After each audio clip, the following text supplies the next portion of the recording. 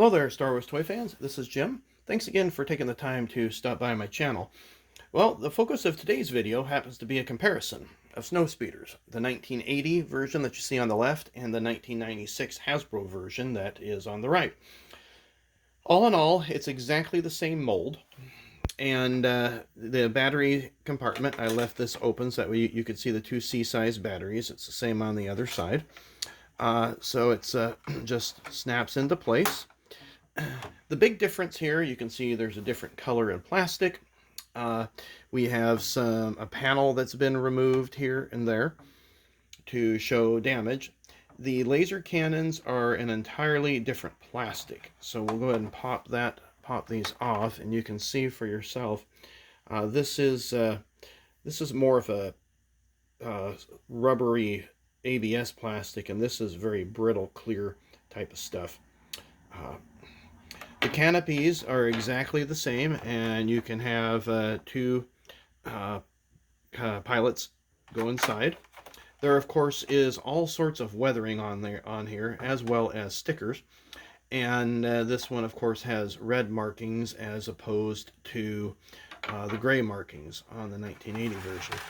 Now, the harpoon is similar. We have a block on the back, but with this one, we have this hideous cannon.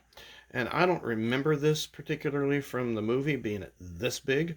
It's got a little trigger here, so that way you can shoot off your harpoon, or a missile, or whatever you want to call this thing. Let's take a look at the underside. So the underside looks really pretty much the same. You still have your 6 screws that go around the perimeter. These happen to be of a darker metal, and that's tended to be the fare for Hasbro during the 1990s.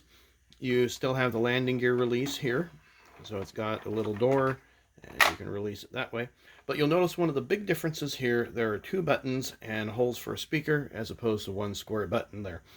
And so what this does is it allows the Snowspeeder to not only make sound, but also to pulsate the engines.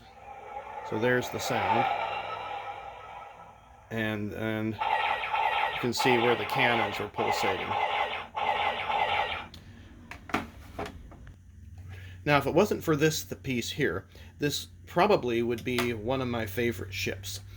But it's nonetheless, it's a good piece to have, and if you want to expand your Snowspeeder collection, then this would be one that you want to acquire to have some differences in them.